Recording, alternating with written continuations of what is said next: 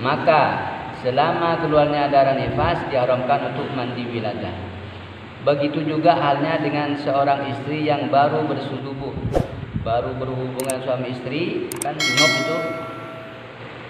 Sebelum mandi janabah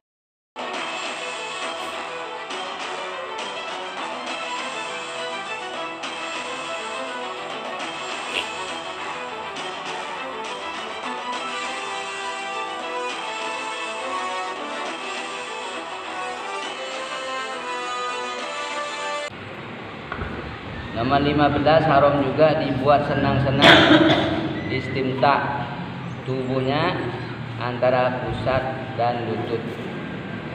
Jadi ketika perempuan istrinya ini haid, haram hukumnya dibuat senang-senang di antara pusat dan lutut dalam keadaan haid. Jadi nggak boleh, haram hukumnya. Itu 15 macam perkara yang diharamkan bagi orang haid atau nifas. Ini harus dijaga. Kalau dikerjakan maka berdosa. Orang haid atau nifas itu diharamkan bersuci. Nah, tadi kan nomor 11 itu haram bersuci. Kenapa? Karena mempermainkan ibadah. Tala'ub bil ibadah.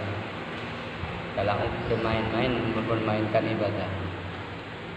Apa maksudnya sini? Bersuci menghilangkan hadas.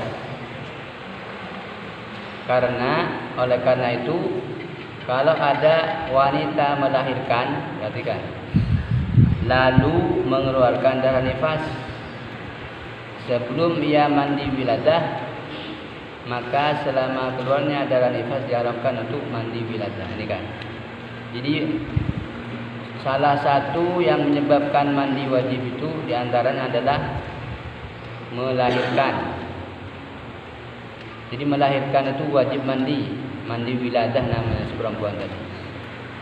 Tapi setelah anak lahir biasanya langsung darah nifas keluar. Darah yang keluar setelah melahirkan namanya darah nifas. Anak keluar lahir langsung diikuti dengan darah nifas. Waktu darah nifas ini haram. Mandi apa? Mandi wiladah. Mandi mensucikan hadas besar sebab wiladah, haram hukumnya ketika dalam keadaan nifas. Nah, itu maksudnya nomor 11 itu haram bersuci, artinya mandi wajib menghilangkan hadas wiladah dalam keadaan nifas. Jadi haram hukumnya, jangan mandi dulu. Maka selama keluarnya darah nifas diharamkan untuk mandi wiladah. Begitu juga halnya dengan seorang istri yang baru bersetubuh, baru berhubungan suami istri, kan junub itu. Sebelum mandi janabat, sebelum mandi junub tiba-tiba datang darah haid. Maka selama haid belum terhenti haram untuk mandi janabat. Jadi waktu mau mandi junub tadi haid datang, itu yang bersuci menghilangkan hadas besar karena junub dalam keadaan haid, maka hukumnya haram. Itu maksudnya yang nomor 11 itu bersuci dari hadas besar.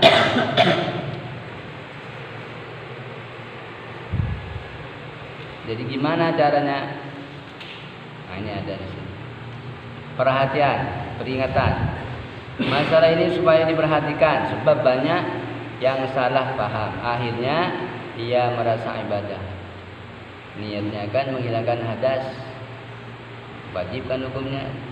Karena nggak tahu datang darah nifas mandi, datang darah haid mandi junub, dikira ini ibadah padahal itu haram.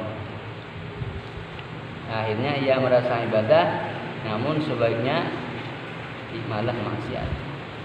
Namun sebaliknya malah maksiat. Jadi ini solusinya ini. Bagaimana kalau sudah keduluan darah nifas sebelum mandi wiladah, keduluan haid sebelum mandi junub. Solusinya, jadi orang yang melahirkan langsung nifas tadi mandi wiladahnya sesudah selesainya nifas bersama-sama dengan mandi nifas. Ya, itu tuntaskan dulu darah nifasnya baru mandi wiladah.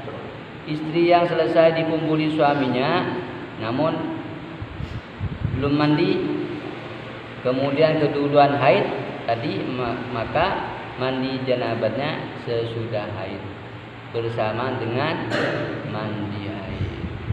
Nah, itu perlu diperhatikan, terutama suami ini, karena istri itu sudah repot kalau sudah melahirkan itu. Jadi yang menjaga ini suami harus tahu.